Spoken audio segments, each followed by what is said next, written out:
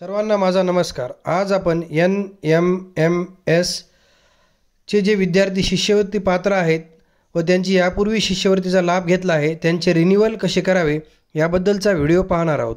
सर्वप्रथम आपण गूगलवर NSP असे सर्च केल्यानंतर आपल्याला पुढील वेबसाईट दिसेल। त्यापैकी तुम्हाला येथे वेगवेगळे ऑप्शन दिसत आहेत, त्यातील आपल्याला स्टुडंट या ऑप्शनवर क्लिक करायचे आहे।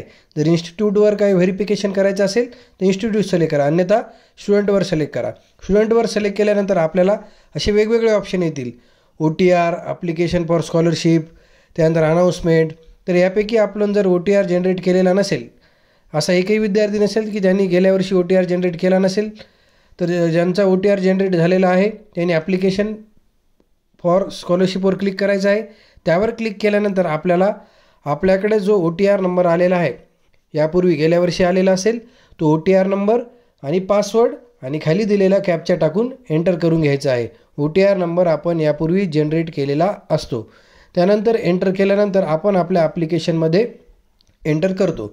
ॲप्लिकेशनमध्ये एंटर केल्यानंतर माय ॲप्लिकेशनवर आपल्याला क्लिक करायचं आहे।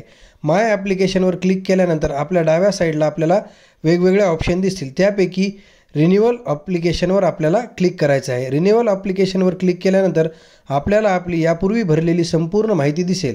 NMSची माहिती दिसेल, त्यानंतर आपली कास्ट, आपली जन्मतारीख, नाव इत्यादी सर्व माहिती आपल्याला या ठिकाणी भेटून जाईल। ती एकदा तपासून घ्या व आपल्याला त्यानंतर पुढे जायचं आहे।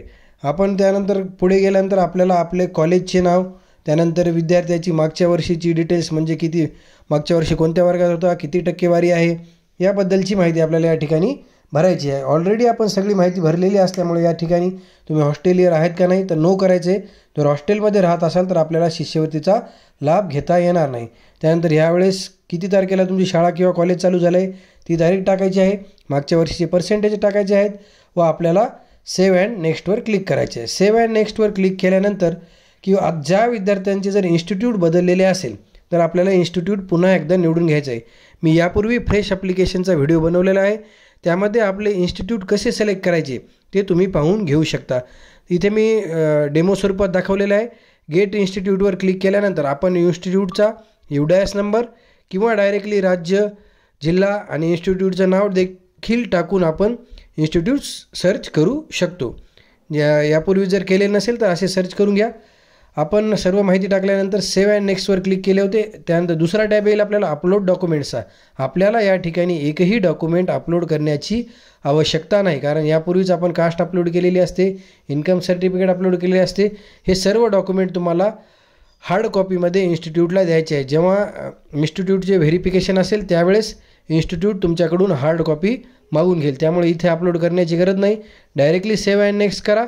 सेव्ह अँड नेक्स्टवर क्लिक केल्यानंतर डायरेक्टली आपल्याला ॲप्लिकंट अंडरटेकिंग दिसेल। अंडरटेकिंगमध्ये तुमचे नाव, स्कीम, त्यानंतर वर्ष, ॲकॅडमिक इयर या सर्व गोष्टी दिसतील, त्या व्यवस्थित एकदा वाचून घ्यायचं आहे। म्हणजे आपण ऑलरेडी ही सगळी प्रोसेस केलेली आहे, फक्त त्यांच्याकडून एकदा कन्फर्मेशनसाठी हे टॅब आपल्याला दिलेला असतो, तो एकदा वाचून घ्या।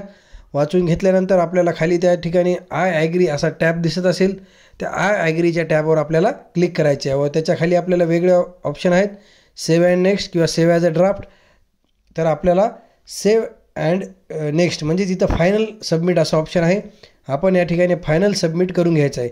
एकदा फायनल सबमिट केल्यानंतर तुमचे ॲप्लिकेशन इन्स्टिट्यूट लेवलला जाते। मग इन्स्टिट्यूट लेवलला ते तुमचे सर्व डिटेल्स योग्य आहेत का हे तपासतात आणि तुमचे व्हेरिफिकेशन होते। जे इन्स्टिट्यूटवाले शिक्षक हे व्हिडिओ पाहत आहेत त्यांनी त्यांच्या रिन्युअलसाठी जर विद्यार्थी दाखवत नसतील तर त्यांनी इन्स्टिट्यूटची प्रोफाईल अपडेट करून घ्यायची आहे। तुम्हाला व्हेरिफिकेशनसाठी किंवा रिन्युअल करायचे आहे, त्यासाठी विद्यार्थी अपडेट प्रोफाईल केल्यानंतर दिसतील।